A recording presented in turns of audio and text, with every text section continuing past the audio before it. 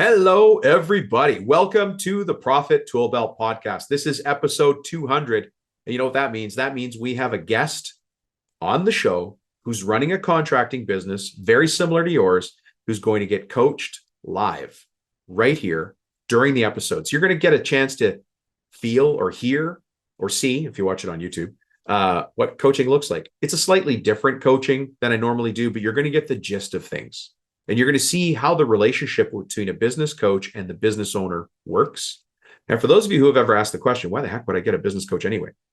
Maybe this will help you answer that. Anyways, this podcast is just for construction and contracting business owners who are curious to find ways to work smarter, not just harder. My name is Dominic Rubino. I'm your host. What I do is I help contractors get back in control of their construction business, even if they don't know where to start. And I do that by showing them how to use simple systems in three places. Number one, in the office. Number two, on your job sites. And number three, in your shop. You see, the truth is you don't need a lot of extra time or a business degree to build a profitable, solid construction business. What you need are simple systems and really some new ideas to old problems that you already have. So that's why I do expert interviews and real case studies from other construction company owners who, are probably a lot like you. You probably hear that on the show. These other people are family businesses, partnerships, and solo companies, because some of you are running this business on your own. And what's consistent about all of you is you have a work ethic that is absolutely incredible, and other people look at you and slowly golf clap. If that sounds even a bit like you, then I think you're going to like the show. I'll tell you what, if this show is aimed for people who have 6 or 7 employees, maybe 10 to 20 and above. Now, that also includes subtrades, subcontractors. Now, if you're smaller than that, by headcount, it doesn't mean you're not going to find value. It just means you're going to be challenged a little bit more, but you're still going to get a ton of value from the show. Now, you guys already know this as well, I hope. But what I do here is I provide professional business coaching, but only for contractors, only for the construction trades. So when I'm not hosting the podcast, we do private one-on-one coaching. We run the Construction Millionaire Bootcamp. And we do that for people who've said to themselves, hey, I'm actually trying to grow a business here. It's a very select group of people, and you at least are in the room. You might not be in the group, but you're in the room, right? So we specialize in those conversations around long-range strategic planning, family businesses, business coaching, and all of the things that you need to run a smooth, profitable business on simple systems. So all the way from the president down to the foreman, your admin, bookkeeper, estimating, marketing, all those things get captured in the conversations and the coaching that we do. And really the job of a business coach like myself and everybody on my team is we shorten timeframes. If it was going to take you 5 years to get that result anyway, we can show you how to get that in 3 months. That's our job. That's what we do. That's the standard we get held to. Anyways, before we get to the show, I want to challenge you to an important question. Listen to Aaron Zambrana. Listen to his situation. It's probably going to be different than yours. That's okay. What can you learn by listening to Aaron and going through the arc of a story that he's got, how he started, how he got to where he is, the challenges, the bottlenecks he's got? You probably have challenges and bottlenecks as well. What is Aaron doing that you could be doing or doing similar? That's what you're looking for here. Anyways, ask yourself this question before we get into things. Do you want to be a contractor running a few crews? Or do you want to be a business person who just happens to run a construction company? By the end of this episode, you're going to know that answer. Let's get to the show. Mr. Aaron Zambrana, how are you? I'm doing good. How are you? I'm good. Yeah, I got to tell you, I'm excited. I just got this little wave of excitement go over me because we're at episode 200 on this show. Woo! Nice. Congratulations. That's freaking awesome, dude. Well, thank you. That's Thank you. awesome. Yeah, and I put the word out to the universe, specifically a business group that you and I happen to both be in. I said, I need a contractor to be a guest for the show who's willing to be coached live. And one of your buddies backed the bus right up over you. He sure did. He volunteered me for sure. Yeah. Voluntold. It's called pretty much. Yeah. So today we're going to do episode 200. Before we get too far into things, Mr. Aaron Zambrana, can you give us some background? Who the heck are you? And how is it you come to be speaking to all these business owners in construction and contracting and trades all over the world? Well, first of all, I'm completely unemployable by somebody else, and I have to be working for myself. Otherwise, I'd probably be on the street. Yeah. Um, and yeah, I belong to Entrepreneurs Organization. I've been running my little business for a long time, and I love EO. And like you said, one of my forum mates got the word that you were doing something for your 200th and told you about me, and so here I am today, and I'm still not quite sure why I'm here, but I'm excited to be here. You're here because you're fantastic, Thank you. right? And you're here because you've got some sort of growth mindset and you're open to coaching. Today, that's what we're going to do. We're going to be doing coaching, Aaron, and a little bit different than how I normally do coaching. Normally, when I do coaching, we set out with a strategic plan. We establish your goals, your long, your medium, and your short-term vision, and we work towards that. But today we've got an hour-ish. And so I'm going to do a little bit of like if I got dropped out of a parachute and just had to coach you for an hour and then run back into the forest. That's the kind of coaching we're doing. So it's called the GROW model of coaching. And the GROW, each of those letters stands for something. So the G stands for goal. We're going to find out what your goal is. R is what's the reality, or what are the roadblocks? O is options. And then W is way forward. So that'll be towards the end of the show. What's the way forward? Based on what you've come to understand, what is the way forward? Okay. I want to ask you who you are, but can I take another second and remind everybody why we're doing this? Sure, absolutely. Or Aaron, why don't you ask me the question? Dom, why the heck are you doing this? Tom, why do you do this, man? Why do you put yourself through this and put up with poor guys like me who don't have a clue? And it's got to be so painful for you to watch, where you say, "I have the answers. Why don't you just do this?" And then they don't listen. Yeah. Why do you do that? So people that aren't watching this on YouTube or can't see this, the login, Aaron logged in as Aaron Zambrana, teller of bad dad jokes. My face already hurts, and Aaron and I have only been on the phone for maybe 3 minutes before this thing started. Until I told him, he didn't know that our show had dad jokes on it. I had no idea. Never seen your show before this, so it's okay. What a coincidence. I have it's a dad fantastic joke. Show. Let me tell you a dad joke that I just busted the other day. Yeah. As you know, I've got a shooting range at my house, and we're building the shooting range, and we're building an earthen wall as the backstop. And so we're using old used tires, and we're stacking up, one layer after another, after another, after another layer. And each layer of tires, you pour dirt into them, and you have to pound the dirt into the sidewalls all the way around several times to pack it in hard as rock. And you're using a sledgehammer for that, and it's exhausting. Like you can't bear, you're breathing hard in like 2 minutes. It's a great workout. I would love it. We're having a hard time keeping up with what I was trying to get done for the day. I had a goal, and I had 25 friends over, and we were all working together.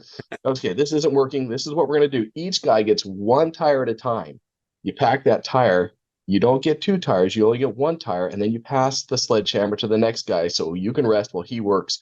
So we can, and if you try to do two tires, if you try to do more than one tire, you're going to get too tired.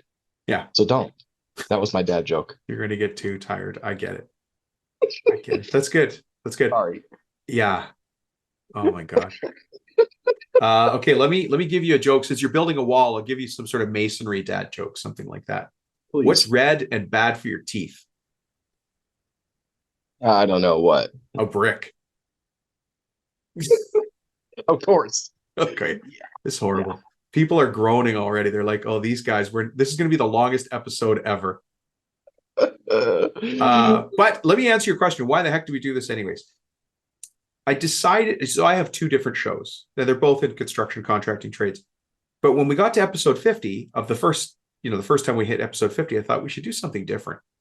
And I was sort of trying to get creative. What could I do different to add even more value? And I thought, I could do a roundup, all the best episodes, the best quotes, put them together. But then I thought, well, why don't we showcase what business coaching is and add value without asking for anything in return? Go find some good people out there who are willing, like yourself, to be on the show and get coached so that people understand what coaching kind of looks like. So That's how we got here. That's awesome. And I think that's actually really valuable because there's a lot of people who, and me included, especially for years and years and years, I had a lot of pride, and it was hard for me to open the Komodo, as it were, to complete strangers and admit that I maybe didn't have it all together as much as I wanted to project that. And EO was a great forum for me where I learned that it's okay to not be completely perfectly whole and have all your stuff together, because nobody does. No. And coaching it took us, oh gosh, it took us like 15 or 16, 17 years before we were to $1 million in revenue. So very slow growth projection for us. Mm. And then since I've joined Yo, we're at we just did 2 million last year, and this year we're projecting to do 2.3. So Nice. I mean, and it's all because of coaching. It's all for being open and being willing to listen to other people and get into their perspective, and being willing to be vulnerable. Yeah, that perspective, seeing your blind spots. Yes. Yeah. I'm by the way, I'm the same on the ego thing. I do not like people telling me what to do, which is why I'm not a very good employee. And you said the same thing when we started. Right. But I also had to get to a place where I had enough ego to not have one. Right. That's growth. That's true growth. When you look in the mirror and realize, okay, I'm actually growing a little bit. That's a good thing. Yeah. Like to change it. And anyway, so for anybody listening, the reason Aaron, thank you for volunteering again. You're helping the world. You're helping other contractors. That's what we're here to do. This podcast episode will live in eternity and probably be at the Smithsonian. Greatest episode ever. Oh boy. No pressure. Lay it on thick. Yeah. Hey, yeah, I know you're already a guest. I don't have to sell you on it. Can you give us your origin story? Like, how did you get from, you mentioned you know, 0 to 1 million took 15 years, but can you give us that origin story? Because you're a different trade than others are. Tell us what that is and how you got here. Yeah, we're a really niche trade. I was a young, starving kid in college. I was going to Sac State, earning my business degree, and I could not afford to live and go to school full time by flipping burgers and doing a minimum wage job. And I've never been a burger flipper. I've never worked fast food, nothing like that. I've always been a hustler. I grew up in a family of 7 children, raised by a single father. And we didn't have a lot of money, but he was a salesman by trade. And so he taught me to sell. So literally, there was no such thing as, Dad, can I borrow $20? I want to go out on the town with my friends. There was no $20. And so he said, but I'll teach you. And so he started us, my brother and I, off painting addresses on people's curbs out on the cement. The greatest little instant business in the world. It was cheap to get into, and we made a ton of money, way more than any of our other friends. And then I sold mistletoe during the winter time, and I did whatever I could, pulled weeds, had a little lawn business, did whatever I could to get money into my pocket. And I was always self-sufficient, even at a young age. So fast forward to college, starving, what am I going to do? I started a window cleaning business, and I literally went door to door asking people if I can wash their windows for them. $5 squeegee, and at the time I was so broke I couldn't even afford a bucket. So I stole the plastic trash can out of my apartment, and me and my friend went out and didn't even have flyers or anything, just door to door. So that turned into a little commercial route, and I got married, still going to college, and I started realizing that almost every house that I washed their windows on had broken screens. And so, opportunity, need. Mm-hmm. And so I started fixing screens with a little hacksaw, literally cutting aluminum framing out on the driveway on my hands and knees and screening these That's how frames. you start. Yeah. And then I started doing the math and realizing, well, wait a minute, I can make way more money doing screens than I can doing windows. And so I gave the window cleaning business to a friend at church. He took that, and I did window screens full time. That first summer, I welded a little homemade trailer in my single car garage with borrowed welder, borrowed tools. I didn't have any money for tools. Really? So, yep, a guy lent me his welder, and I went to work and welded this flatbed trailer. And it was a mobile screen shop that I pulled around with a Geo Metro until I blew the engine on that thing. Geo Metro. Right? That's what I had. You know? This is a glorious start. And eventually I moved that little business into a storage facility because my landlord wouldn't let me park the trailer in that single car garage. And that turned into, I finally graduated, looked around and realized I didn't want to work for corporate America at all. I wanted to still be my own boss. I liked it. And so I decided to do that. And I just built it a little bit at a time, learned as I went along. And that's my origin story. So now we're going to do pretty cool. Yeah. And now you're going to do, sorry. And now we do anything with window screens or screen doors or security doors. We're full. If it has to do with getting the breeze without the bugs or the thugs, and you have a checkbook, we're your guys. The breeze without the bugs or the thugs. That's right. Nice. So you're doing welding. You have a welding shop? No, I have a welder. I don't weld security doors. We buy those from outside vendors, but we do Okay, security window screens, security doors, sure. regular screens, screen doors, all that stuff. Yeah. So And what part of very the niche. country are you in so people get a sense of Yeah, we're in the Sacramento, California market, so Northern California. no crime there? No, No. no, not compared to Stockton. Well, we've got listeners all over California. There's a gentleman in Livermore who listens who does doors. I think I was going to introduce you guys. Yes. Speaking of window washing, there's another EO member up in Vancouver, a very good friend of mine, Sebastian. I don't know if you ever spoke with him. No. Oh, started with a bucket and a squeegee, and now he's got a multi-million dollar. They do rope access, Oh yeah. high rise buildings, Skyscraper, yep. incredible stuff. Their Instagram pictures are the most inspiring you've ever seen. Every picture is great because you're like, I would Oh never, yeah. yeah, The view's awesome up there. It's totally. I almost hired on with a company doing that one time when I was in college, but decided I couldn't work for what he wanted to pay me. So yeah. yeah, I would do that job for the until the first coffee break, and then I'd quit just to do it, just to say I did it. just to snap a selfie. Yeah, did it. Been there. Yeah. Um, so you've been thinking about growing your business for a long time. You've gone through some iterations because I understand you also did chimneys We did. for Yep. a while. Can you tell us a little bit about the chimney side of your business, and then we'll get to the coaching after that? Yeah. I remember when I told you I gave my window cleaning business to a friend at church. Well, that Yeah. window cleaning business is my winter income too. Business major, not thinking far ahead, not very experienced, realized very quickly when the winter came that the summer was great. I banged it all summer, and then the winter came and the phone stopped ringing, and Oh, I couldn't give screens away because nobody's opening the windows in the winter. But I had the window cleaning was my commercial route. I had the storefronts that were all winter long, so uh, I had to find something quick. And so I called a buddy of mine and said, "Dude," and he did window screens too. He said, "What do you do in the winter? I'm starving." And by yeah. this time, I've got two kids now, and I'm still in college, my last semester of college. I mean, I'm dying a Oh, you're a thousand master financially. planner, aren't you? Terrible, terrible. And he says, "Well, I sweep chimneys." I said, "Well, can you teach me? I need to." And so he did. And I got on Craigslist and found some used chimney equipment. I went out with him for one day and I knew enough to get, and I started hitting the doors again and started sweeping chimneys in the winter. And that tied us through for a long, long time uh, until the screen business started growing to the point where we had a lot of screen business even in the winter time because of our word of mouth. And Wow. the chimneys were becoming quite a distraction and getting harder and harder to do workers' comp and liability insurance. It was very difficult to cover that nut or even find Yeah. somebody who can carry you. So we gave it up altogether in favor of the window screens to focus on the window screens that were profitable segment of our business. Was that a good move? I mean, I It assume was a since you stayed away from it. Yeah, it was a scary move. Like emotionally, I was super invested in that. I had worked really hard to become really good, and we're some of the best chimney sweeps in the Northern California in our market. We really had a great reputation and charged premium prices, but it just wasn't enough to make it worth it. It was really hard to give up emotionally for me. So, Yeah. It's I have to give you a lot of credit for that. But I also want to speak to everybody else listening to the show. So thanks, Aaron, for sharing that. Because somebody listening right now has a piece of their business that just doesn't work.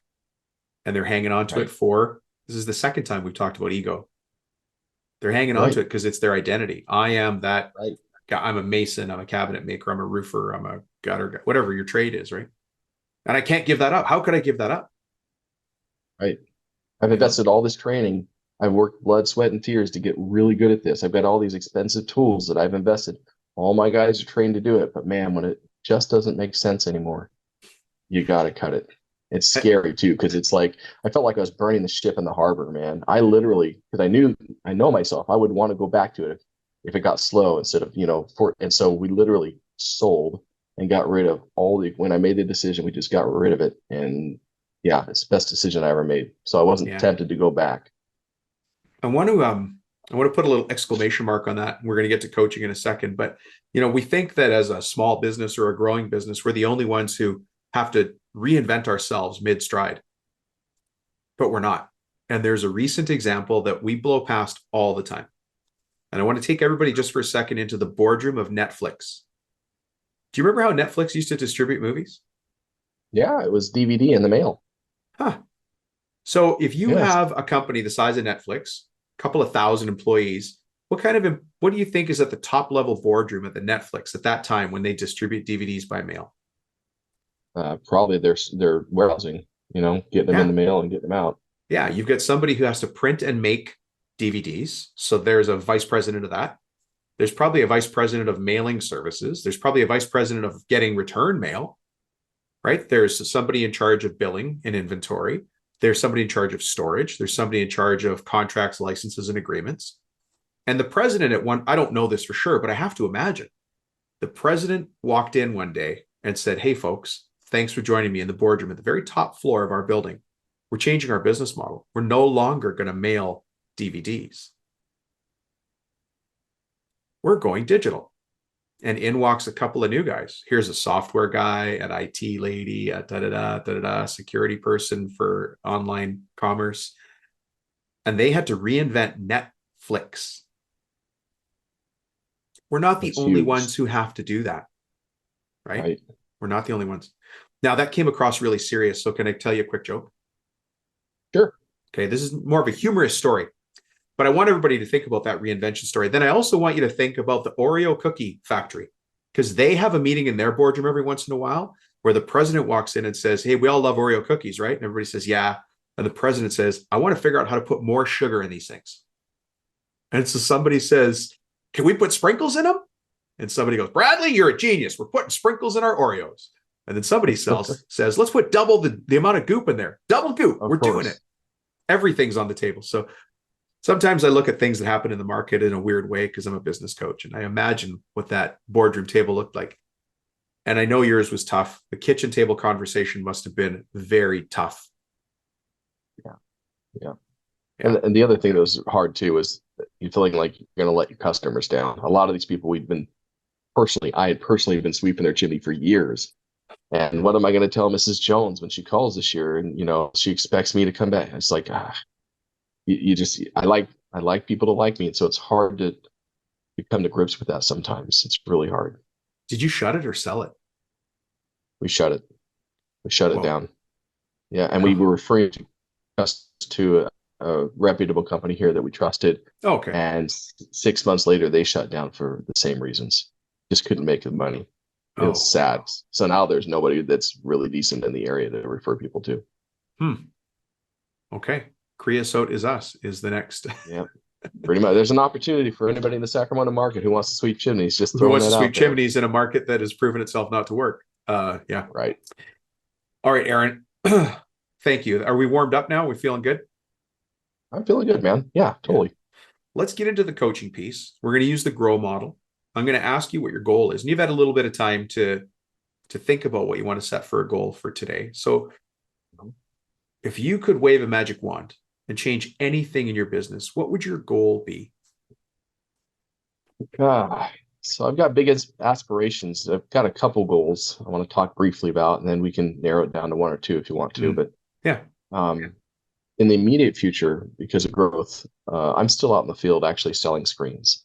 I'm still out actually making house calls. And after 23 years of being in the business, I've got to stop because I can't grow the business. I can't keep doing what I'm doing and be a good job as a manager or owner. So by the end of Q3, one of my immediate goals is to be out of the field and stop selling screens completely, if at all possible. So yeah, that's big. That is big. Then, yeah. And then once I've got the time in the office, a big, obstacle to our growth has always been onboarding people because there's a lot to learn. It's a trade that's very niche. It's not like we can go down to the union hall and pick up an electrician who knows the trade. We've got to teach them from the ground up everything that we do. And so it's always difficult when you hire somebody. There's just so much one-on-one training, monkey see, monkey do stuff that goes on to get these guys up to speed. Yeah. And worse yet, when you've got a bad apple who's got to go, it's all the more painful because you know that you've got to relive that whole spin up process again with a new guy. And so once I'm in the office, my focus will be building an onboarding training system online with videos and tutorials and manuals that they can access with their tablets in the field and with tests and modules. So when they're hired on, week 1 is these modules, week 2 are these modules, week 3 is these modules. Sure.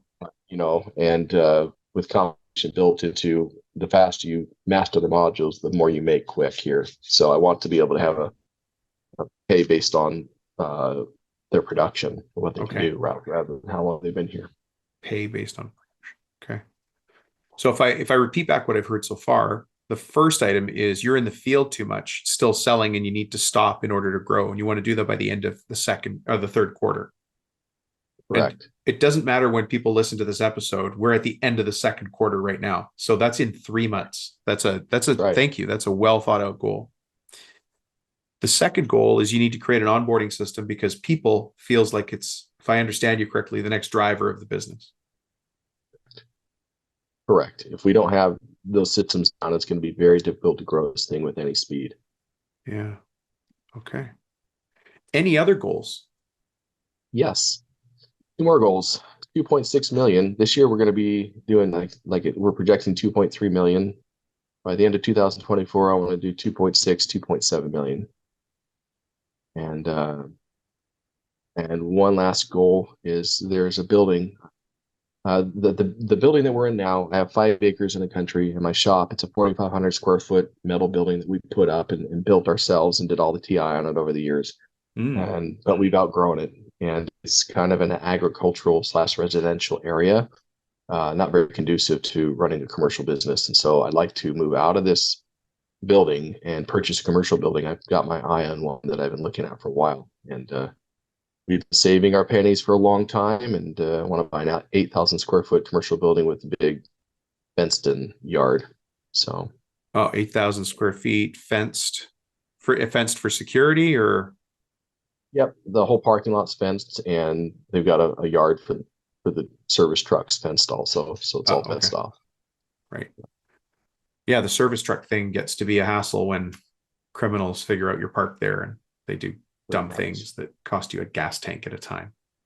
Yep. Yeah. Yep.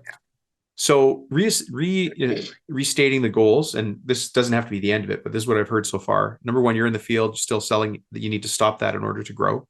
That needs to happen by the end of the third quarter, which is in 3 months. The second goal is to create an onboarding system for people. You want to strengthen the people part of your business.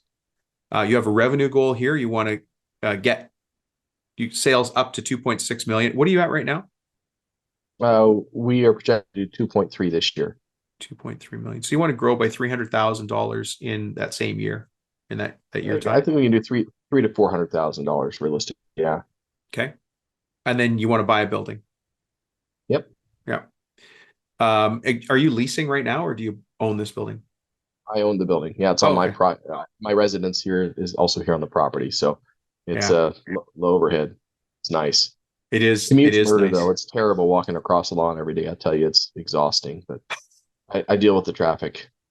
Well, I mean, I know we're supposed to be inside our coaching discussion here, but you just shared a video with me of the shooting range that you built with the berm and all of your targets. And we didn't talk about in your bio that you do 3-gun. You're an active participant in the shooting community. I love it. Yeah, it's my thing, man. It's my jam. It's your jam. That's pretty cool. That's great. I really only shoot to hunt. Well, I just shoot to slow them down to get them in the freezer. That's my thing. That's all I want to do. See, and I don't really consider myself a hunter because I'm not patient enough to freeze my butt off in the middle of winter to chase some dumb deer, maybe not even get one shot all day. When I like to shoot, I like to shoot pew pew pew pew pew a lot. Pew. I don't know. Yeah. I don't know why, but I don't disagree with you. But it takes a lot of delayed gratification when you're because I do Western style big game hunting, which usually means put a pack on your back and walk in, road or no road, trail or no trail, and then you're hiking and you're looking, and sometimes you're just hiking with a gun. That's all it is. It's just a workout. That's awesome though. One of these days, Dom. All styles are good. Maybe we'll have to get together and meet up. You guys have lots of hogs out where you are, and I haven't done that before. Totally. Yeah. So listen, of these goals, we've got 4 very well-established, well-defined goals. I'm in the field too much, still selling, and I have a time-bound goal. In 3 months, I need to be out of the field. Once I'm out of the field, the onboarding system needs to be built. We have a sales goal that I assume the people is going to help you hit that. Yes. And then the net result of that is you want to buy a building, 8,000 square feet, fenced, commercial zone. Okay. If you had to order these in the order of importance, like there's something has to come first, something has to come second. And whatever's third and fourth probably relies on one and two. So if you had to prioritize these, what would the priority order be? In the order I gave them to you. The Okay. most immediate is obviously by the end of Q3, and we're feverishly already working on that. And then once I have the time, I'm working on that onboarding system and getting ready for growth so that we can hit that 2.6 million, and then our business will be healthy enough to afford that new commercial loan. So, well, let's focus on that getting you out of the field thing. But I have a feeling that a lot these overlap because they're linked goals. Once you're out of the field, you can start the onboarding system and get your people side built up. Once you've got the people side built up, I'm hoping there seems to be just a bit of a gap. We've got the sales goal, and then that obviously is going to support the purchase of a new building. Right. Profitability. Exactly. Yeah. So now let's go into the reality or the roadblocks. You actually already mentioned one of the roadblocks, which totally messed up the way I was taking my notes, just so you know. What was the roadblock? I can't remember. Because you said your roadblock right after the first goal. You said, I got to get out of the field. I'm still selling. End of Q3, need to be out of the field and in the office. But when we onboard people, it's a niche trade. And so that's a roadblock for you. Yes. The reality is it's a niche. Everybody says a different niche. We all know what we're talking about. Sandbox. What sandbox you playing in? Right. That's really common. That it's a specialty trade. Are you telling me though, just to confirm, that nobody's graduating high school right now saying I really want to get into the replacement screen business? Not that I found. I'm actually going to the local high school and begging. Actually, I'm on a first name basis with the shop teachers over there. So yeah. Yeah. Well, I've got some suggestions for you on that, by the way, where you can go find some people, but it's a suggestion. What are some other, so let's restate that first goal. I'm in the field too much and I'm still selling. I need to stop in order to grow. And I'd like to do that by the end of the third quarter, which is in 3 months. Without thinking, just tell me the roadblocks that are holding you back on that. Just list them. So the biggest roadblock I just found the other day. So we've already hired somebody to replace me, and he's been training for 3 months now, and he's already out in the field independently running estimates. So that's a good thing. We still get together and we train on stuff he's not familiar with yet. But he is working towards that, and we're working on his style so he can close more sales and be a better replacement for the sales guru master right here. But I just found out, and I have one other full-time sales guy, and he's been with me for years. However, I just found out one of my installers has a hernia. And he's going to the doctor tomorrow, which means that installer will be out once he gets a hernia surgery, which means my other sales guy, Josh, my full-time guy, who's also an excellent installer, unfortunately, is going to have to divide his time between sales and installs yet again. And it's frustrating because it seems like we just work towards these goals and then something happens where we're just so small. Like, it's frustrating. We're so small. Everybody's critical. Yeah. Every little hiccup, and it throws the monkey wrench in everything. And I'm just honestly sick and tired of it, because the best laid plans, Dom, and we work so hard towards a goal, and then something happens, and then it's like, dang it, I'm not out of the field again. I don't know what I'm going to do at this point. The stated goal is to be out by the end of Q3, and I want that to happen. I don't know if that's going to be reality for us right now. Yeah. I'm sorry to hear that. And I've felt it too. The most critical positions, the hardest pieces of us to replace are just so knife edge. And you're right. When you're small, everything's critical. If the printer doesn't work, it's a bad day. Right. When you're big, a printer, you go to the other printer. It doesn't matter. Right. But you've got a pretty dedicated crew here. So you've got 2 full-time sales guys. One's relatively new, one's senior, but the senior guy is now going to have to fill in as an installer. Correct. Of those 2 positions, install or sales, which one is the easiest to fill properly? Sales. It's easier because on the install side, there's just so much to know about so many products. I can teach somebody how to sell some basic stuff. If I had one-on-one time with them for a day or two, I can get them trained up on the mechanics of how to do one of our products. Give me another day or two one-on-one, I can get them on board with another product. I can't do that with an installer. It takes, several months usually for somebody to get the hang of stuff, Really? unfortunately. It's that technical. Not technical, there's just so many different things to do, and we don't have a good training system. Like right now, it's a matter of take your spiral bound notebook out and watch me install this first door. Okay. Now you use your notes and try to install it yourself. It's just like it's not very well established, I have to admit. And I've written training manuals, but I haven't fully developed them. The training manuals are the scripts for my videos. I don't have any pictures associated with them. I don't have any videos with them. And my training manuals are written out long form. They're like 25 pages long on how to install a swing and screen door. Nobody reads it. It's too much. Yeah. So, yeah. Yeah. So we've got ultimately, this is a people problem and a bit of a process problem. Sorry. No, it's okay. I'm doing my work here. We've got a people issue. We've got a process issue. And then we've got a time challenge. Like we've got a short time frame. This gentleman that is a sales guy and now is an installer, is he happy being an installer again? I can't imagine he is. No. So does this place him at? He's a good team player though. I mean, he knows he's been with me a long time. I take good care of him, but he makes more money when he's doing sales, and he'd rather do that. Yeah, and I can't blame him. No, of course.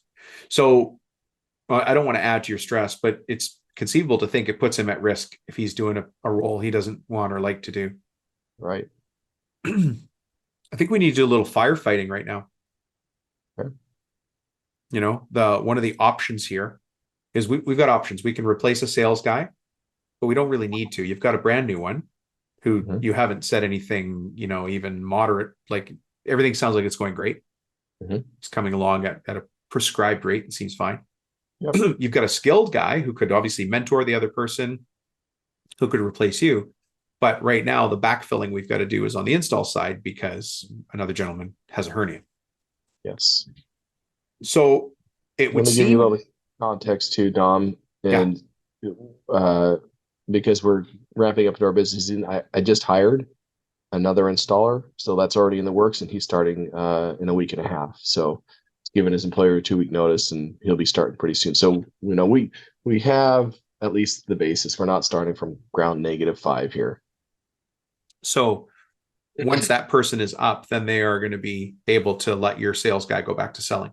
Yes.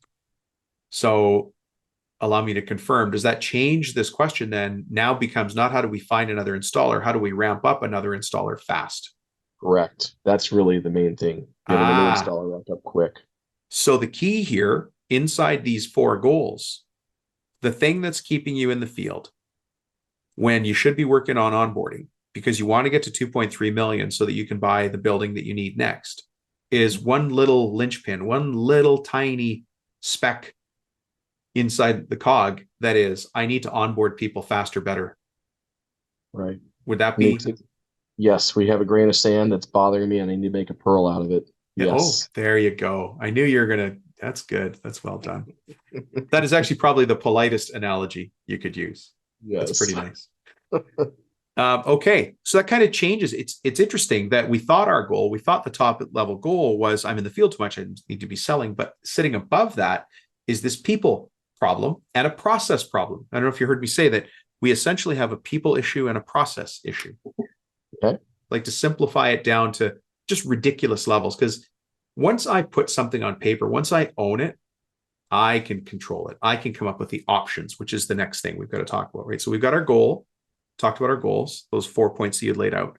The reality and the roadblocks conversation is leading us already to some options that I can see. But inside these options are, like I said, people and process, and that your current process sounds like it's not working. Yes. So let's go back and do this same thing. Let's forget that we had the beginning part of the conversation. Let's go back up and say, what is your goal for onboarding and training? I'm going to use a brand new piece of paper. What's your goal for onboarding and training? What's the reality or the roadblocks? What are the options and what's the way forward? And then let me do a gut check first. Would it be valuable to you today if we solved the onboarding and training process? Yeah, that'd be awesome. Okay. But so I love that. So just through some coaching here, some questioning, and thank you for being so honest about it. We've re-identified our goal. So onboard, I'm going to just write this quick because I'll forget because I got the mind of onboarding training. All right. So let's reestablish. Now, our goal for onboarding and training is getting the new installer up to speed and installing product within a month and a half, if we can possibly do that. And I got hopes we can possibly do that too. I've got an idea. Okay. Getting any new installer up to speed in 45 days. Can I please rephrase that for you? Sure. I want to put some actionable. So our goal is getting any new installer up to speed in 45 days. Are you familiar with the book called The E-Myth Revisited by Michael Gerber? I am. Yeah. Have you had a chance to read it or listen to the audio? Yes. Yeah. Several times actually. Yeah. I love that book. Yeah. Great book. Yeah. And it's not about pies. No. About processes. About process. What's interesting is that you've already established this goal as the entrepreneur language, because this question here is, how can I get any new installer up to speed in 45 days? Please write that down. And anybody else listening here, if you have an overlay with what Aaron is talking about, write down your question as well. But I need you to start the question with 3 simple words. How can I? Because that is baked in, automatic, future-focused language. And that comes from the E-Myth Revisited by Michael Gerber. The book is old, but it doesn't mean it's not valuable anymore. It's crazy good. So how can I get any new installer up to speed in 45 days or less? Oh, Aaron adds the or less. That's right. I'm gonna one up you. No, well, thank you for doing that. Right now, we seem to have crystallized. I mean, you had good goals before. I'm not saying we didn't, but it seems like we've got more focus now because this sits above getting into the office, right? For sure. So how can I get any new installer up to speed in 45 days or less? Well, what's the reality or the roadblock? The reality is I have a bunch of long page training manuals that I've already written out.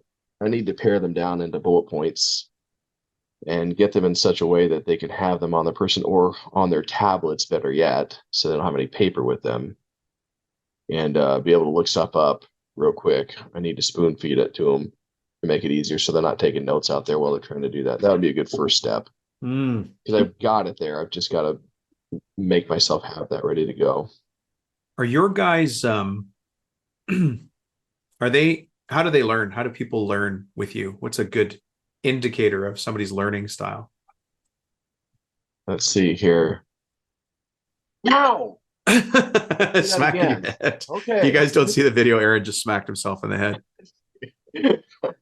No, actually the learning process is literally monkey see, monkey do. They just go out with the guys in the field and the guy explains what to do and he does it, and that's it. Monkey see, monkey do. If only there was a system for monkey see, monkey do that wasn't based on, I'm being a smartass right now, that wasn't based on reading long form or point form. What would that process be? Oh, that'd be called videos.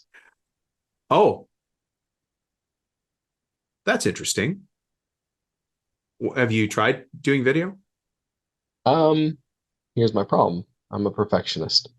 I have done some videos and they take way too long because I like to do the full production crew and Final Cut Pro editing and sound effects and all that stuff, and it's just too much, and I know that.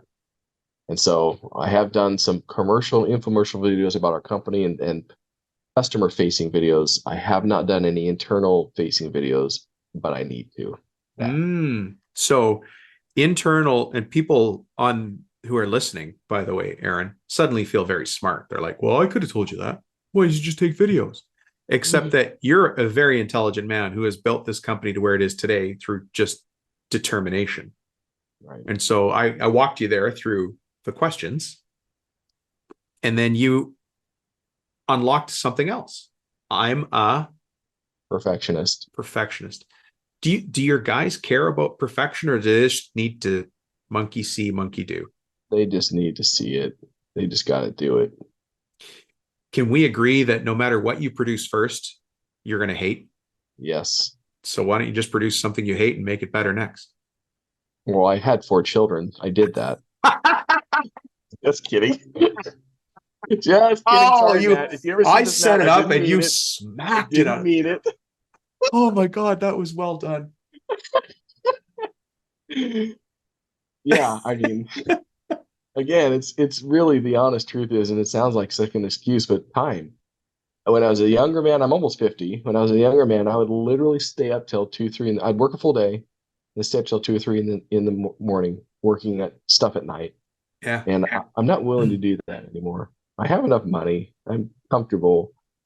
I just don't have that fire in my belly to do that. I need to get out of the darn field, excuse me, and be able to work on this stuff during normal business hours like a normal guy. Yeah. That's kind of the line in the sand I've drawn. I'm just not going to work myself to death anymore like I used to. And I appreciate you saying that, because you don't want to just now suddenly become a videographer. But that's also not the value that you need to provide to the company. Your job is to be the entrepreneur, right? If we go back to the Gerber model, there's 3 ways of seeing the world, and this is what causes tension in our mind. It's literally pulling our brain apart from inside. There's a future vision, which is the entrepreneur. There's another vision for the past, that's the manager, and then there's the technician. And you are desperately trying to get out of technician mode when you say, I'm in the field still selling, I need to stop to grow. I need to stop being in the field to grow. You want to stop being technician. But you have an asset here that we haven't exploited yet, that we haven't made the most of, that might actually really like this task of filming stuff that needs to get done in the field. I wonder who you might have in your company that's super skilled, that's already going to be in the field, that could set up a camera if all you got him was a tripod. Is there anybody who's really skilled? I haven't asked. I mean, I can certainly ask. I wouldn't know. What about your sales guy? Josh might. That's definitely a possibility. Hard to take an installation that normally takes an hour and make it a 5-hour shoot.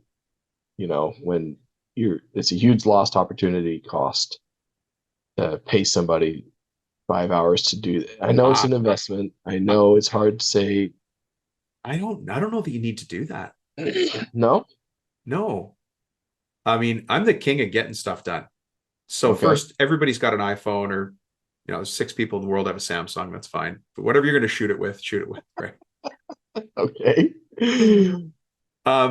Just first person, or are we talking about 2 guys doing it? I mean, how do you shoot yourself while you're trying to install something? That's really hard to do, Dom. With a tripod. Yeah. Okay. Yeah, with a tripod. And remember, my suggestion was, let's do it and then continue to do it better every time. Sure. Because when I'm a new guy, I don't actually want to read the book. Right. I'll watch a video. So let me leave your situation for a second and talk about one of the fastest and most effective ways for us to train our people, to onboard our people, is go use YouTube videos that already exist. Sure. So for instance, ladder safety is something that you care about, probably because you're on ladders, right? Sure.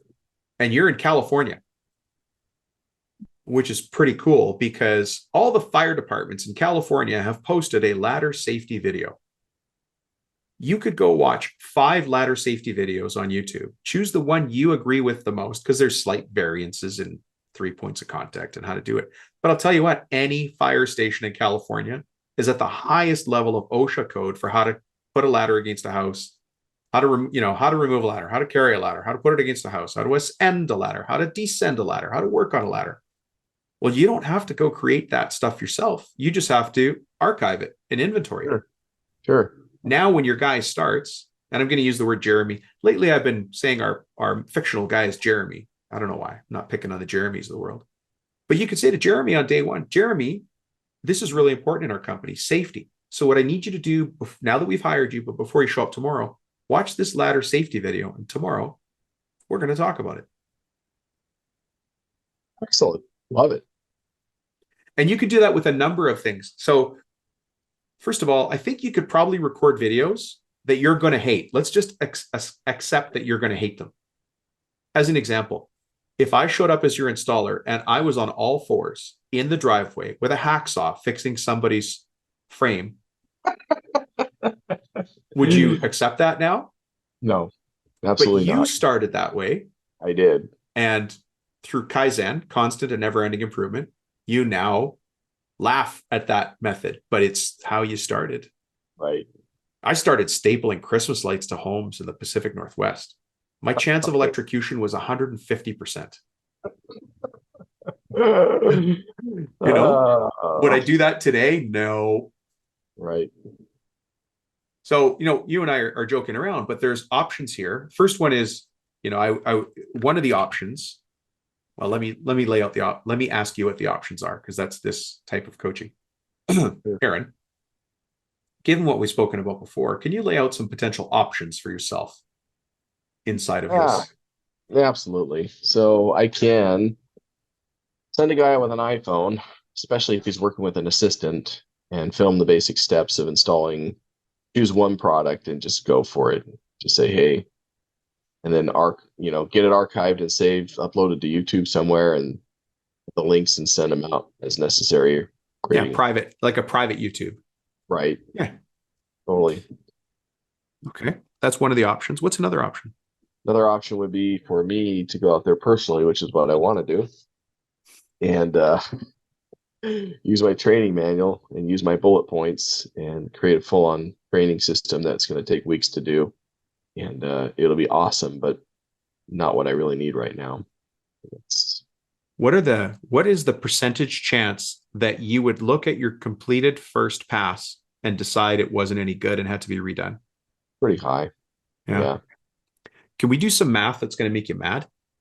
Sure. Okay.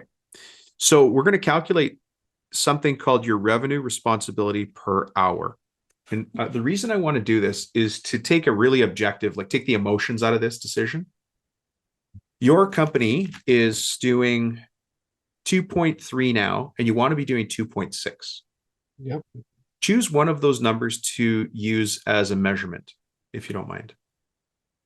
We'll use the 2.3. That's the reality. That's reality. Okay, so we're going to use 2,300,000. How many hours a year do you work? And you just figure out how many hours a day you work or how many hours a week. Yeah, I'm usually about 10 hours a day. Okay. 5 days, so 50 hours a week. Okay. So, and then how many weeks a year do you take? You take Christmas off, Thanksgiving off? Yeah, about 2 weeks off. Okay. So 50 times 50. Yeah. 50 hours a week times 50 weeks, 2,500 hours. Some people who are really good at math have already done this in their head. So now we're going to divide those two numbers together to find your revenue responsibility per hour as the owner. So 920 bucks an hour. Would you ever pay a videographer $920 an hour? No. Even if it was Aaron Zambrana, Nope. A to Z screens? Definitely not worth it. No. Yeah, it's not worth it. Unless he always videotape from this side where my dimple is, then I might. Yeah, I was going to mention the dimple. Yeah, sorry, I'm glad you brought it up. You're welcome. But the reason I do that is because I have to be, I'm going to use the internal voice in Dom's head. I have to be brutally honest with myself that number is important before anybody else will take it seriously. Right. And so I can go shoot these videos. I'll probably do a great job, but It's just a video, and it's costing the company $920 of opportunity cost per hour I do that. Mm-hmm. You've already identified this in other ways in your mind, but now we have a dollar value to put against buying a tripod for, I'm sorry, you said Josh, I think his name is? Josh, yeah. Maybe buying a second camera for Josh or a backup battery. Like you could comfortably spend $920 on a recording kit, which I think would scratch your technical itch. Mm-hmm. And you could even spend an hour showing Josh the one angle you wanted it shot from. Right. Because the guys that we want to hire, they want to do stuff. They want to pick up tools. They want to break it and do it wrong, which leads me to my second point. So for the options, option number one is to videotape things, right? Video stuff. This is all inside. How can I get any new installer up to speed in 45 days or less? So option number one, create a series of videos or blatantly steal other videos that are already on YouTube for how to apply a roof anchor, how to climb a ladder, how to park a car, whatever you want, right? Sure. But you have another asset that we haven't used yet, which is your shop. So I'm going to change the question. How can I use my shop to get any new installer up to speed in 45 days or less? That's a great question. And we actually have discussed that before. That is creating an in-house training facility with mock windows, mock doors, things like that. What? So yeah, Are we've you actually kidding talked me? about that a lot. What would the use of that be when you interviewed a new guy 6 months from now and he walked in and saw a mock window, a mock door, a mock pitch, a ceiling pitch? Right. That sounds great, Dom. But it does. Let's put reality to this, though. I'm going to do a little pushback here. How many manufacturers and how many styles of windows are there out there? A lot. There are. And when we screw these screens to the house with sunscreens, we're putting screws into the house, and knowing exactly where to put those screws and which screws and what length of screws to use is really important because it can be catastrophic. Okay. It can hit the glass. They can punch a hole where it causes a water leak. They can even put a screw where it's visible inside the house if they do it wrong. And so that has cost us. And I haven't quite wrapped my head around, like I can turn my 4,500 square foot shop and still not have enough room to set up all the different displays, all the different windows. And how do I get my hands on windows that are 30 years old? Yeah. It's a very difficult question. And on paper, it sounds fantastic. The reality is it's very difficult. Principles. The videos are what needs to happen. Yeah, I need it in video form. Yeah, videos for sure. But I also think you need principles. You need to train at the principle level. Like the principle behind a screen is this. Okay. The principle behind fastening is that. And so imagine for a moment, I was your brother-in-law. So I married your sister. You love her to bits, but we had to move away. And I called you. I said, Aaron, oh, why are you laughing? Do you have a sister who moved away? I have several sisters, and sorry if you married any of them. No, just kidding. My sisters are great. Hey, don't worry. They're not going to listen to your podcast episode anyway, so it doesn't matter. But you love this sister to bits. You're sorry she's moved away. Her husband, you love him too. He's a great guy. He calls you. He says, Aaron, I got a screen problem. Can you walk me through it? You're going to, over the phone, you're going to be able to walk me through those kinds of challenges. Sure. But at the very highest level, right? Because principles are what going to guide that. I don't think that's English. I'm going to go with it though. I understood what you meant. Across. Yeah. I understood what you meant. When we look at something like first aid has a couple of principles, or scuba diving has a couple of principles, because they can't take every situation into account. What if the current's in your face? What if the current's behind you? What if there is no current? What if you're in a pool? What if you're in a lake? What if you're in an ocean? What if you're in a river? So instead, they have acronyms. They have, little easy to remember sayings that keep you safe in all situations for the level of scuba diver you are. Well, could you create those same kind of high level principles? Those are principles. Could you create principles like that? Yes. Right. So number one, assess. So walk up to any window. The first thing we do is assess the window. Or maybe you want to say assess the siding. I don't actually know your trade. I'm just, as usual, talking out of my years.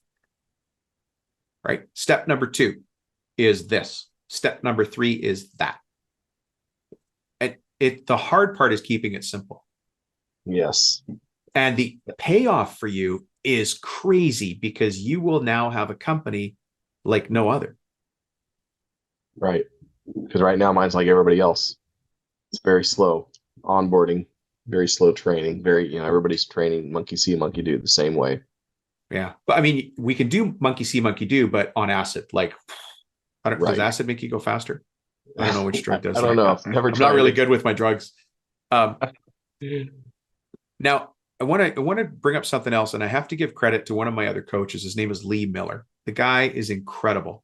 He's a great coach, and he's very creative when it comes to recruiting because he's had to turn around his own businesses as well.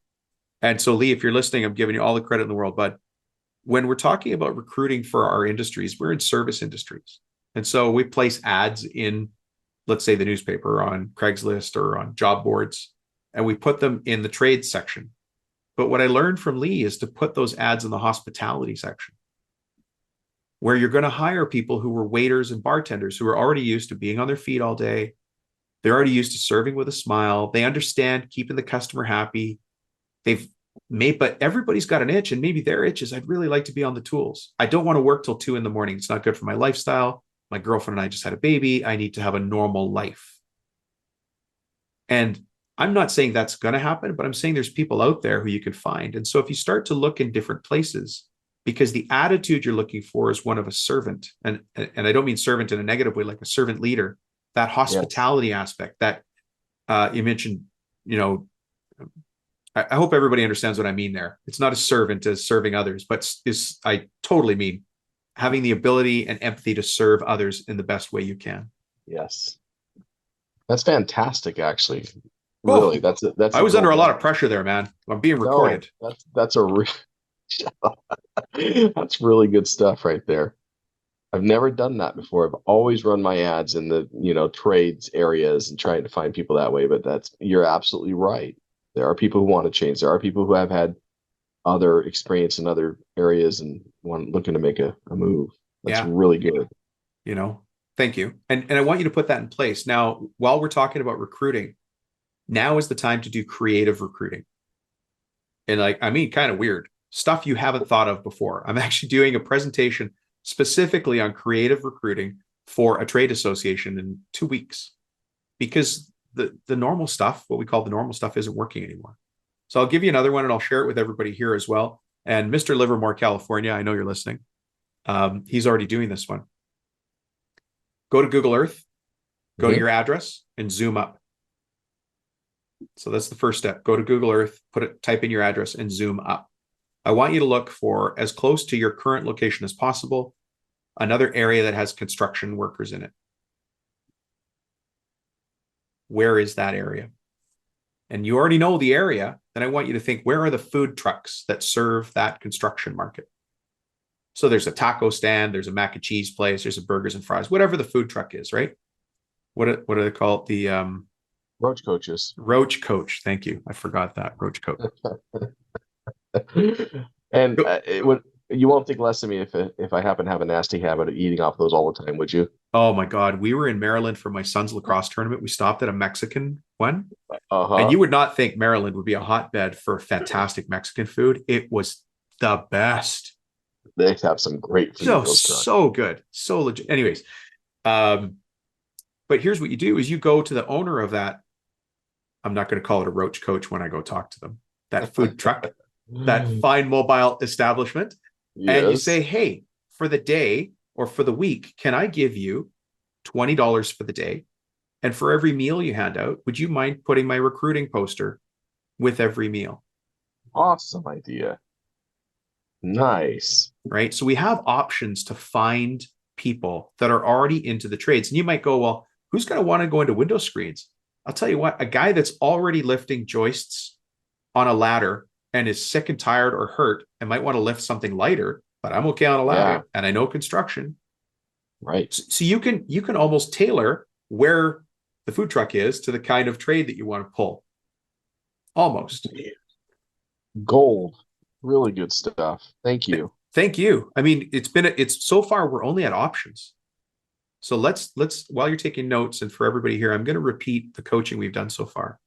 We had an original goal that started with I'm in the field too much and I'm still selling. I need to stop to grow. And I have 3 months to do that, the end of Q3. As soon as I stop doing that, I'm going to move into the office to do an onboarding system because I have a people challenge, a people problem. Our current sales are 2.3 and I want to get to 2.6 within a year. And I want to buy a building and we'll have 8,000 square feet, fenced, commercial, beautiful property. And so I then summarize that down to we essentially have a people and a process challenge, a little bit of a time challenge in there. Mm-hmm. Am I on board so far? Yep, 100%. But then we came to a realization when you started talking about how we train people that was the first roadblock. So I said, okay, let's go back up and reestablish the coaching framework. We found a roadblock. Let's go back and ask the question again. And so the first question was, how can I get any new installer up to speed in 45 days or less? That's an entrepreneurial question. Mm-hmm. You know, when I did the revenue responsibility per hour, sorry, what did your number come out to? $940 per hour. That is a $941 question. Because if you're at $940 per hour now, you and I, as your coach, we have to operate at 941, 942 all the time, or we're going backwards. It sure makes it easier to say no to some things. Like, and Aaron, I say this with all the respect in the world, you can't be the videographer or the editor or even the director. Right. You need to say, I got a guy. I got a lady who does that. I got a guy who does that. Because you're $940. Then we started talking about the reality or the roadblocks. And the reality and the roadblock was you've already tried to do this with long page written. So clearly, technically, you're skilled. But the challenge that brought is the guys aren't reading it. As you said, monkey see, monkey do. Right. Right. So then we said, well, how can we create a type of training that our guys would easily consume? So the first one was R&D, which stands for rip off and redeploy. Mm-hmm. So look for YouTube videos that somebody else has already done. How to coil a hose, how to coil a cable, how to put a ladder against a building safely. All your how-tos. You don't have to build those. Right. You can in the future, but for now, we need what's called an MVP. Are you familiar with that? No. Oh, MVP stands for minimum viable product. Okay. It's like the bare bones of what can get you through this next level. For you, the MVP at one point was cutting frames with a hacksaw in a driveway. That was your MVP, the bare minimum you could do. And there were probably times you just bent a frame back and forth until it snapped, and that was good enough. Oh, look at that. You're not even denying it. Dude. Come on, man. I mean, even I've got standards. All right. Anyways, then we were at options. The options were videos. But then you said I'm a perfectionist, and then we talked about using YouTube videos that'll get you through quite a bit of the content. Then the option to have our top guy who's about to go into another role that he had previously moved out of, and so he's going to see that internally as down, demotion. But wouldn't it be cool if you said, I have a really important job for you. I need you to shoot videos because you're one of our best installers. I want to see how you do it. So we've got that. And then the other option was, to build an in-house, some sort of training facility. But you only need to do it on the basic premises. Like this is a standard window. This is a standard door. And then apply the top level principles to that. Approach, assess, analyze. I don't know. I just made those up, but that's pretty good. Sure. Sounds good. All the alliteration I could do, right? All right. So how did I do on restating your goal, your reality, and your options? Really good. Yep. You're tracking with me 100%. Well, you make it easy. That's good. The one thing I will, again, it's again, all this sounds great. I'm still out in the field selling.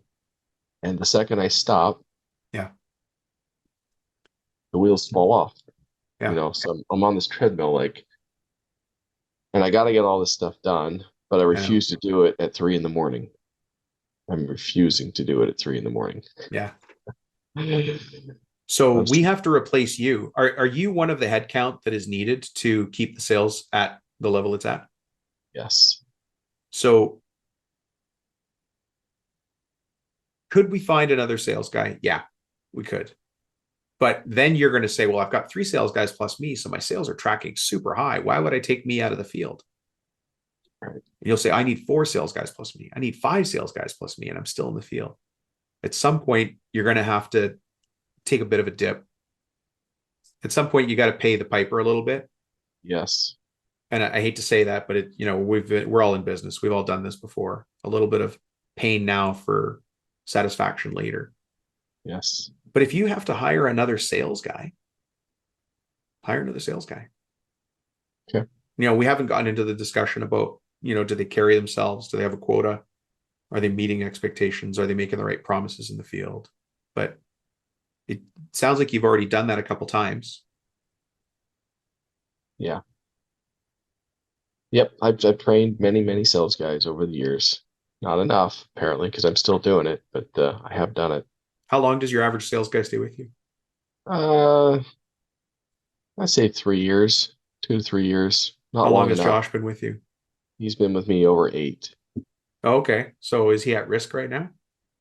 I don't think so. I think he's Okay. pretty content. I take good care of him, and like I said, he's a good team player. It's one of the reasons why he's stuck around so long. He understands that he's not a spoiled person. He's very easy to work with, and he's a good guy, and he meets our core company values very well. Oh, I love So it. Yeah. yeah, How do we hire his cousin or his brother? right, totally. Yeah, you ask these guys about their brothers. Oh, I would never trust him. He'd never last here because they know my standards. They know Yeah, we're yeah, picky. So yeah. I mean, you have competing priorities right now for sure. The need for onboarding is there, but we also have to replace sales, which is you, right, to buy yourself some space. And I appreciate you saying that instead of just listening through it and go, yeah, yeah, Dom. But that's a serious roadblock. We still have to replace you. I would ask you to go back and do the math. Every time you add a guy to the field and he starts to produce or she starts to produce, you're going to say, well, that's extra revenue. We're doing great. But as soon as I pull myself away, those sales are gone. And right. the answer to that is yes, they are. Yeah, but I need to. I've got to. Yeah. I'm convinced that a lot of times, and just my personality, maybe not other people, but I tend to take the path of least resistance, and I say that tongue in cheek, meaning I'm willing to work really hard to get to an end goal. But there are times where, in the name of expediency, I just work my ass off instead of doing what I really should be doing. I know deep down I should be doing for the long term. I do the short term gain, for the money, and I'm not willing to step away. It's really hard for me sometimes. It is. It is. And especially because it's your happy place. You're good in Right. the field, you're a social guy, you love meeting people, Yep. and you're comfortable. Yep. You're an expert. And keep in mind that Michael Gerber assessment, you're a really good technician. Yes. And that technician is the lowest value we can provide to the company. Right. I'm not taking away from it. I'm just, if everything's got a relative value. Of course. Now your Yep. job is to build other leaders around you. Yep. So what's We're our gonna way? get there. What's that? We're gonna get there. Oh, you are. Yeah. What's the way forward? Let's go to W on the grow model. What's the way forward? Well, for sure, my immediate issue right now is the new guy. He starts in a week and a half. So I've got to be completely prepared for him. I really do need to get I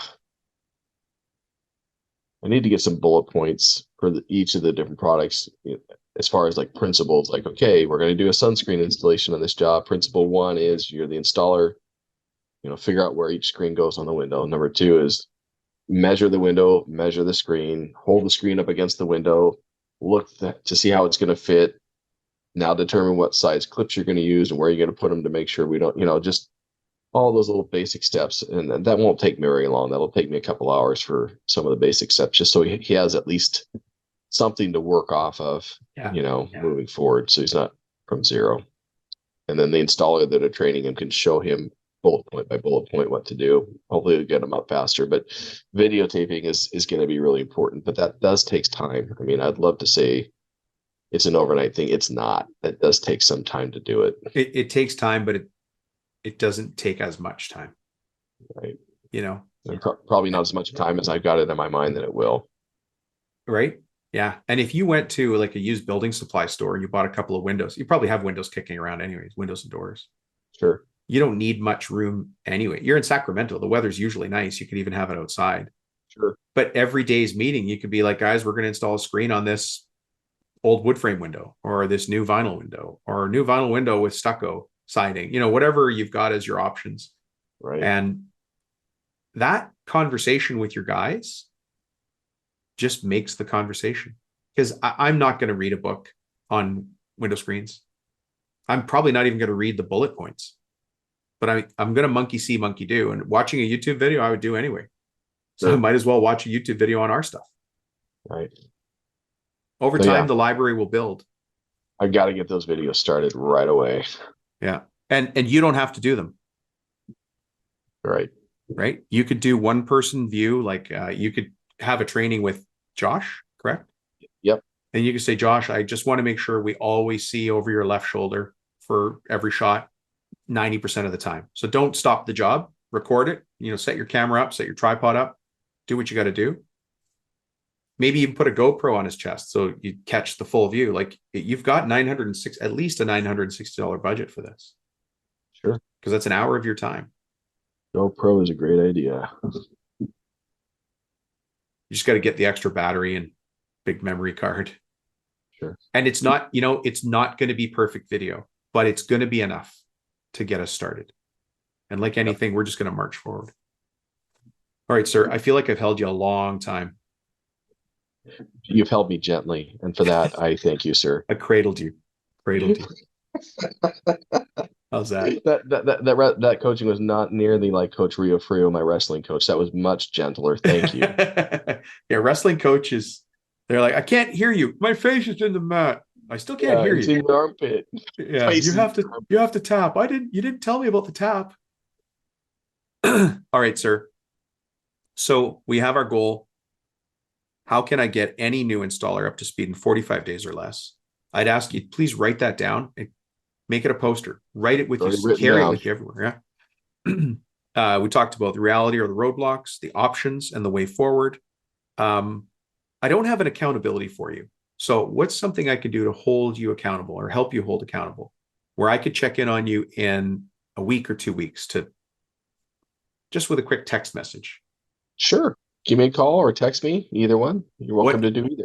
What's the accountability? What's the action you're going to have done within 2 weeks? Oh, so by June 14th, I will have one of my guys out there filming their basic installations. And we're going to start with sunscreens because that's the easiest thing to start with, the most basic thing. And they're going to start getting me video footage. And I will have already talked to the high school teacher before, because I've got a local high school guy that teaches videography at the Lincoln High School here. Oh my gosh. Hire a summer kid to come in and start editing video and working away. So I'm not doing it personally. That's the majority of the time is the editing the video. Yeah. Yeah. And then we'll keep that number top of mind, $960. It's just going to be tempting as it is for me to edit video and do this. Yep. But there's people who that's their job. They love doing it. I don't love doing it. I do it because it's like work. Right. I have to do, but so I might as well get somebody who loves it. Right. All right. So those are the 2 accountabilities. By June 4th, I'll read them back and clarify with me if these are incorrect. Sure. By June 14th, I will have a guy filming basic sunscreen installations. And I will have spoken to the high school about a student for editing video. Yep, that's it. Okay. Mr. Aaron Zambrana, thank you so much. Tom, thank you. I enjoyed this. This was a lot of fun, and I'm very flattered that you would even consider me. So thank you so much, man. Awesome thank you. time. Let's give a shout out. Who was it that referred you to this? That was Scott Ford. Good old Scott Ford from Fresno, California. Yep. You're a stud, Scott. I hate you and I love you all at the same time. Yeah. Oh, Scott. Yeah, we'll get you somewhere. Okay. He has to now watch. He'll just always be looking over his shoulder. What was that? What was that noise? Yeah. All right, Aaron. Done. Thanks very much for Probably. joining us. Thank you so much. God bless. God bless. Bye-bye. Okay, let's do this. I'm going to start off with a quick dad joke. You know, Aaron loves his dad jokes, so I've got some special ones today that actually relate to chimney sweeping. I know he's not in that business anymore, but also windows. So for those of you who are in similar businesses, you're going to have some really good. No, you're not going to have good material. I never deliver good jokes. You're going to have some material to deliver. It's up to you to deliver it good. I'm going to deliver it poorly timed. That's my job. I want to make it stick in your head. And I want you to challenge it and go, yeah, I think I could do a better job than Rubino. Have at it. But again, you guys know why we do the dad jokes. The dad jokes are here specifically because they are here to remind us of the importance of mindset. Did you see what we just did with Aaron there in the coaching segment? It was about asking the right questions. And Aaron, to his credit, and he spoke about ego, have enough ego to put your ego aside. Open yourself up to the possibilities.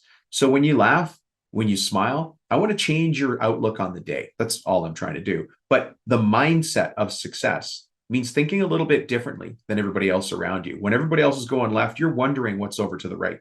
When on the radio or on the news, they're talking about the economy going in the tank or things are changing or it's hard to hire people, we need to have a different attitude and approach because the media is made for the masses. We're not the masses. We're not. We are the people running the businesses that other people work in. It doesn't make us special, not at all. It just makes us different. And so because of that, we have to see the world a little bit differently and we take slightly different actions, just like you are listening to this show right now. To be honest, most people don't listen to this show. It's very rare. Of all the other people in your industry, in your city, you might be the only one in your city listening to this. In your state or your province or your region, you might be one of two. Across the whole country, you're one of tens of thousands. And across the world, you're maybe still one of tens of thousands. Let's be real. But it makes you kind of a rare bird, right? So anyways, let's do this. We're going to get some dad jokes. And then as you know, I'm going to dissect a simple system with you. I'm going to talk about a common set of frustrations that I hear and a solution that you can walk away with right away. All right. So I'm going to start off in a weird place. I mean, in the dad joke segment, I actually just bought new windows for my home.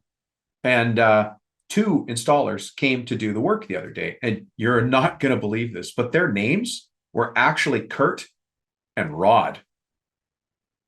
I know. What are the chances? Anyways, do you know how much a chimney costs? Anybody know how much a chimney costs? They don't cost much. They're on the house. Speaking of chimneys, it was time to get our chimney cleaned. So I actually called a professional chimney sweep like Aaron. And the guy comes over, checks things out. And after 10 minutes, he hands me an estimate. He'd only been on my roof for a little bit. I looked at it and I was not impressed. $2,500. He said, "Are you nuts? I'll clean it myself." And his answer was simple. He said, "Okay, soot yourself." All right, here's one for you guys that are having a coffee right now. This is, if you're having a coffee without anything else, this is really going to stick in your mind. What is a Windows favorite type of donut? Glazed.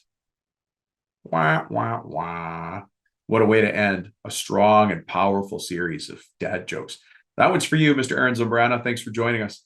Okay, let's jump into a common set of problems that I hear on my side. You guys know that people contact me, other business owners just like you in construction trades, and they're all sorts of trades, right? Roofers, handyman trades, people that do landscaping, people that do siding or maybe windows, gutters, lots of cabinet makers, architectural mill workers. And although everybody has a different specific situation, a couple of themes always come to the top. And for those of you who've worked with me one-on-one in my private coaching, you know that we start every coaching meeting with this little tool called a one-word open. And what's funny is what I hear in the one-word open, especially in the beginning of our coaching, not so much after we've been at it a while, because we're starting to work on systems and get some more clarity, and a business owners will get momentum. But what I hear in the coaching sessions and what I hear from people who call me out of the blue because they're curious about how coaching works, or whatever, we have conversations about all sorts of things. It's very similar conversations. That one word, people will say, "Dom, I'm stuck. I'm just stuck. I've been working at this a long time and I feel stuck." So their word is stuck. And it's interesting because that feeling, like these people don't necessarily know each other. Maybe they're on the contractor strategy group together, the Facebook group, or maybe you all listen to the podcast, but you certainly don't talk to each other before you give me a call. But why do so many people say, Dom, I'm stuck? I'm working as hard as I can, and I'm stuck. Some people will say it's like the movie Groundhog Day, where you wake up every day and it's just rinse and repeat. It's the same thing every day. Same problems, same, different pile. Some people say that to me. Other people will say to me, Dom, I'm frazzled or I'm scattered. I'm pulled in a million directions. And we talk about that sometimes. Actually, I talk about that. Part of the solution here is learning why you might be feeling frazzled and why you might be feeling scattered. If that's you, then stay tuned, because the solution I've got for you is actually pretty easy. And once you see it, you can't, well, you won't unsee it. It sticks in your head. It has to, because at that point in time, when you feel frazzled or you feel scattered, your mind is open, just like we did with the jokes. Your mind is open to, okay, how do I solve that problem? Everybody listening to this show likes to solve problems. That's what we do. We solve problems by using our technical tools, construction, contract, right? So that's the situation in general. Now, the problem is this. You find yourself, saying, hey, Dom, frazzled, scattered, Groundhog Day, I'm stuck.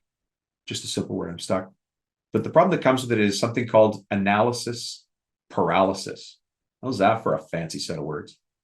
Now, you might not use the word analysis paralysis, but that's when you have so much information in front of you that you don't know which piece of info is most important and what needs to be ignored. And you guys have probably heard me say this on the show. We certainly talk about it in the coaching. We certainly talk about it in the boot camp. But a beagle can only chase one bunny at a time. So for those of you who are familiar with hunting, sometimes you flush a rabbit, but there's a bunch of them and they go off in all directions. And of course, you can't take a shot. There's too many choices. And so you end up getting nothing. But when that one bunny comes out and, hippity hop, hippity, don't get too much of a visual if you're not pro hunting, but you know what I mean? It's a lot easier to get one bunny than when there's a whole bunch. And that's why we say in coaching, a beagle can only chase one bunny at a time. It's the same for me as a business owner. It's the same for you as a business owner. It's the same for the CEO of the biggest hospital in your region.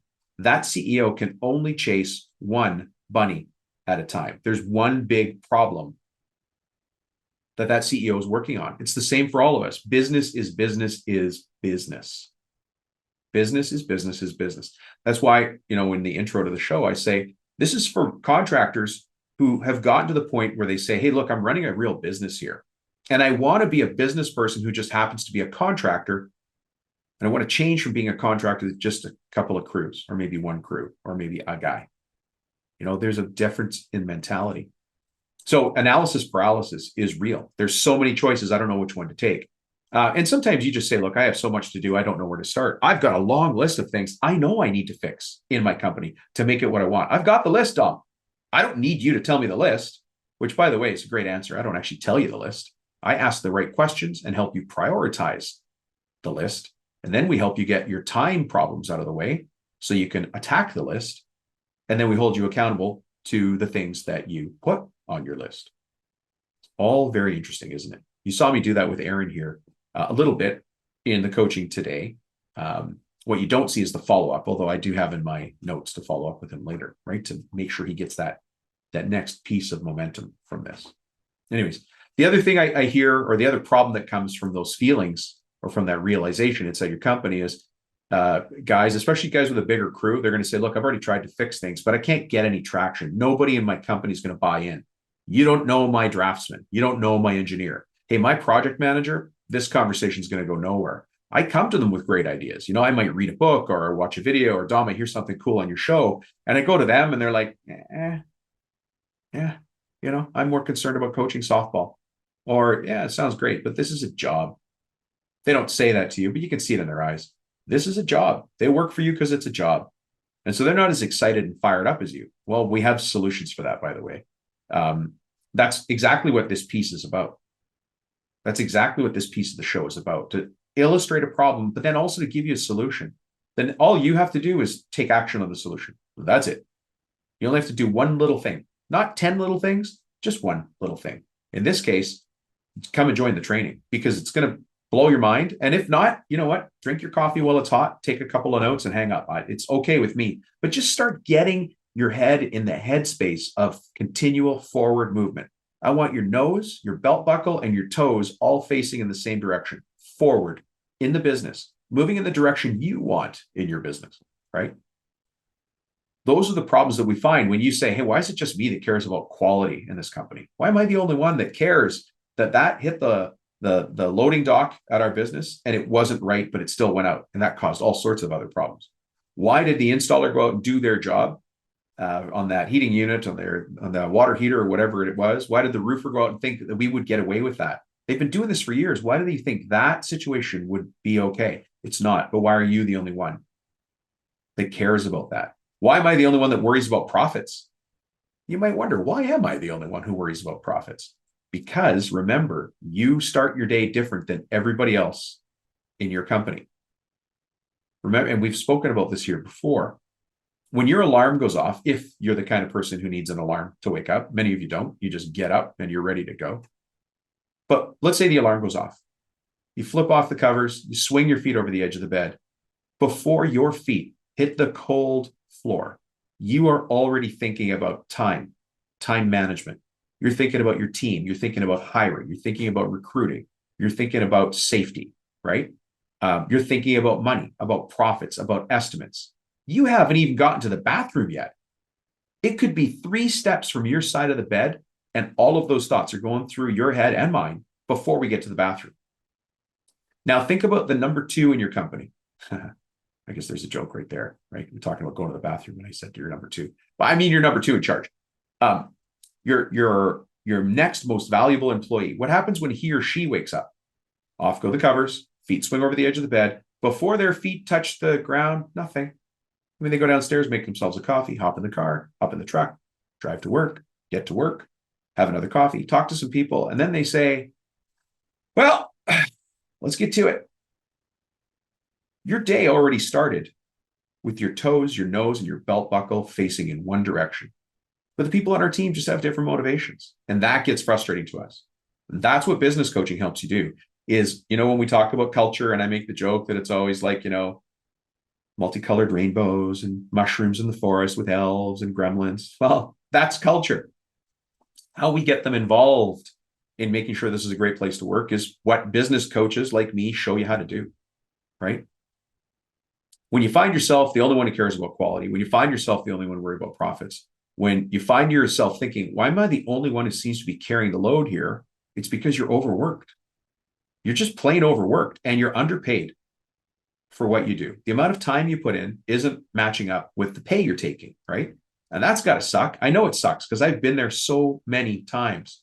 And that's even harder when you don't have a path, when you don't have a vision to get to the next step.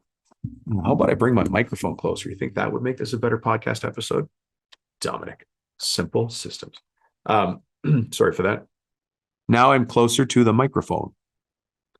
Anyways, as I was saying, where was I? You find yourself overworked, you find yourself underpaid, and every day starts to feel like how we started. Stress, frustration. I'm pulled in a million directions. This business used to be fun. This business used to be easier when it was just me and another guy. Why is it harder now? Well, the reason is because it is. And again, the reason is because you're running a company on today's level of business, but on yesterday's systems and processes. If you haven't changed or evolved your systems, that's going to be part of the problem. They're just flat out. In my business, in any of my companies, I usually only do this in the intro, but I do want to use this as an example. Guys, I want to remind you, one of my companies started from 0 and I built it to 120 million in sales. And then I sold it when it hit 120 million. By the way, that was part of my plan. I knew that at 120, I would sell. But when I started the company, do you think I was running on $120 million a year systems? No. When I started the company, I was running on, oh my gosh, how are we going to stay alive? That was my plan. Oh, wow. Let's see if this is going to work. And I put little systems in place. And then we brought in people and we hired more people. And that caused us to go off in that direction. And we had needed systems and then purchasing and then provisioning and then orders and then quality control. All the things that you would deal with in your company because it's just a business, right? It's just a business. But when we were at 100,000, I already knew, because at this time I had been a business coach as well for a couple of years. I was probably, by the time I started that company, I had been a business coach for probably 3 years, a professional full-time business coach. So this had been around 2003. Please correct me if you go to my LinkedIn profile, the dates are right. I'm too old. It doesn't matter anymore, but just say it was 2003. I don't know. Well, that business started from zero. It was an Excel spreadsheet and a dream. That was it. But when we hit 100,000, I said, okay, we need a plan for what we need to look at 500,000. And I had partners in that business, family member, by the way, exclamation mark. Ugh. And they said, you're nuts. Why do we need to worry about how we have to look at 500 grand? We're doing 100 grand now. I'm like, cuz unless we build our system to get to 500 grand, we're never going to get beyond 100.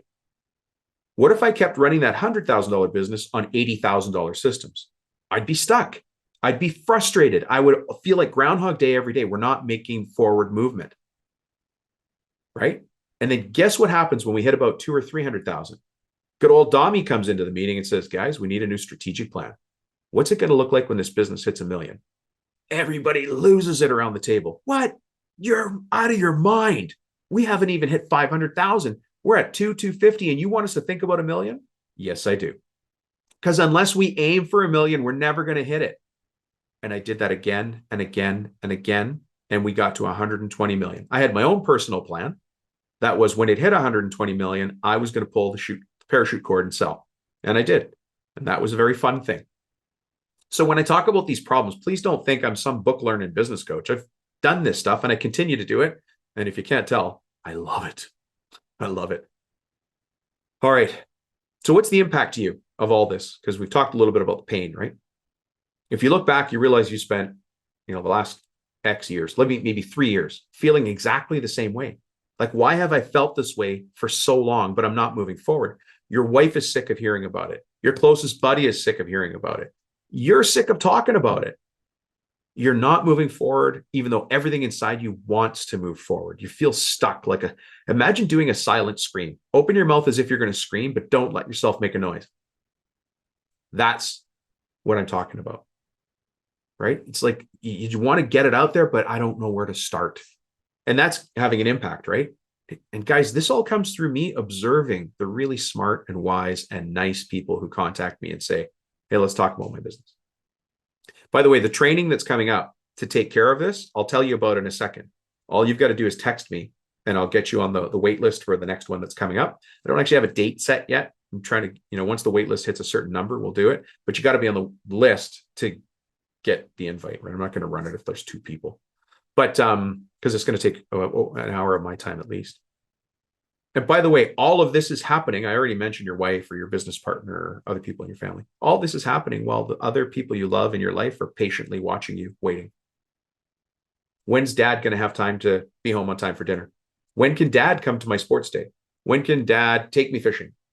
When can you and your wife go hang out with another couple when you don't change the plans? When can, all of those things that are just normal. And you might actually be in a situation you don't even know about, where the other 3 buddies you have stopped calling you because they're going to go golfing or fishing or to the hunting lease. And they're like, you know what? Dom's always busy. Don't even call him, and it's just going to stress him out. We'll just go. You're not even getting the call anymore. Right? Or every time they do call you, say, guys, I really want to make it. Please invite me next time, but I can't go this time. If you're fed up with that, we got to change something. You have to change something. That's why I have a wait list. Unless we have a couple of people, I won't run the training. But it should be in the next couple of weeks. I'm hoping. If you listen to the podcast and you want to join, it's easy. Anyways, the free training is all about these 3 things. And we kind of talked about them here: time, team, and money. If you are interested in having better control of your time, then you want to be on this training. If you are at all interested in making the most out of the people in your company, either how they enter your company, how they work inside your company, how they exit your company, why they exit your company, right? Then you need to be on this training. If money is at all a question for you, either quietly and privately to yourself, at the kitchen table with your family, or in the private moments you're talking to your spouse or your business partner, then you got to be on this training. It's free. if you love the podcast, this is just an opportunity to watch it as a live video because I've got slides. You definitely want to take pictures of the slides because some things I have to show you. We can talk about it, but some things need visuals that go along with it. And a lot of leading people, being a leader of people comes down to simple visuals. And there's quite a few of them that I share in the training. Now, listen, the training itself is supposed to be 3 days long, but I'm not going to do 3 days. I don't think any of us are ready for that. Right. But I can do it at an hour. And the way I do that, the way I cheat the system is I have simple visuals. I really cut down the slides. Instead of open conversation, people chat. I set it up so you can chat live on there. We've got Coach Lee on there anyways, managing the chat. So that makes it easier. And you just sit there and take notes or take pictures of the screen as you go. Right. Anyways, if you want to join it, just send me the keyword training. Just say training and send it to my cell. Now, as you know, the cell phone number has changed, and it's changed for some funny reasons we've talked about before. But the way to text me now is 315-903-7853. Sorry, let me say that differently. The way that I get my text messages now is different because I was having problems with my old cell phone number. Those problems were caused by myself. We'll talk about that another time. So if you want to text me now and get on this wait list, then what you do is you text me at 315-903-7853, and then just say training in your text. That's all you have to do. And you can do it now while you're listening to the show. Just send me that text, and then I'll get you a message back for how to register. And then, like I said, we've got the wait list. Once the wait list gets to a certain number, then we'll set a date. And then once we have the date, everybody can make it or not, whatever, it's up to you. If it works on your schedule, I'd love to have you there. But keep in mind, if anything I talked about today resonated, like you say, oh my God, Dom, you must be in the truck next to me, or you must be in the office while I'm trying to do estimates, and people are knocking at that door like it's some sort of kid's game. I can't get a stick of work done because I'm being interrupted every second. If those things frustrate you now in your company, then come to the training. Now, by the way, during the training, close the door. Tell everybody you're in a big meeting, huge meeting. Get a nice hot cup of coffee, extra large. Go sharpen your pencil, grab a blank piece of paper, actually a couple pieces of paper, because you guys know I'm going to put a lot of content into this. Make sure your phone is charged so you can take pictures of the screen, and we're good to go. But just make sure you're uninterrupted. They got to give you an hour away from the business so that you can, like I was saying, get your nose, your belt, and your toes all pointed in the same direction, forward. Where are we taking this business in the future? Anyways, in this training, that's what you're going to get. We're going to do a deep dive into time, team, and money. That's what the training's about. So text me at, if you want to get on the wait list, if you're even curious about it, text me at 315-903-7853. And then just say training. And then you go on the wait list to get invited to the next one. And we'll tell you when that comes out. We'll probably have to email you or something. So listen, I hope you enjoyed the episode. Big thanks to Aaron again. Some corny dad jokes, which is my job, isn't it? Isn't that my job? And then some inspiring thoughts here as well. You're a business owner. You create jobs for other people. Let me leave you with this thought. The next time you're stuck in traffic on a Friday afternoon, and the traffic in front of you is this tent trailer and that motorhome and all those other things, you're part of that problem, and you should smile because of it. Because that tent trailer was purchased by somebody who works at your company or somebody else's company. So the jobs you're working on today pays that person's wages tomorrow so they can buy a tent trailer and go hang with their family and fish with their son and make marshmallows around the fire with their kids and hang out with their the grandparents, the mom and dad, and just have family time together. So don't underestimate what you're doing. It's not just a job. You're creating opportunities for other people to have a job because you made the company out of nothing, literally out of nothing, out of your head. And so when you see traffic, smile. That's on me. And then remember this, you've heard me say this on the show before. At Thanksgiving, the turkeys on the table come from you by the work that you did now to pay their wages so they could have their family over for Thanksgiving, right? On Memorial Day, on Black Friday, they got to go buy stuff because of what you're doing today to drive the business forward so they could have a wage, so they could have confidence in their salary or their hourly wage, so they know they're working, building decks, pergolas, fences, docks, whatever it is. They know they got a job tomorrow because you're doing that work today, because you're listening to this podcast. So that's the smart work that you need to be doing. So you're in the right place. Anyhow, I'm going to stop here so you can get on with your day. You're probably hopefully you're all riled up. You're ready to go. Stand proud, stand tall. Shoot me a text if you want to be on the wait list for the training. The cell phone number is 315-903-7853. And then just say training, and then, we do the dance. There we go. All right.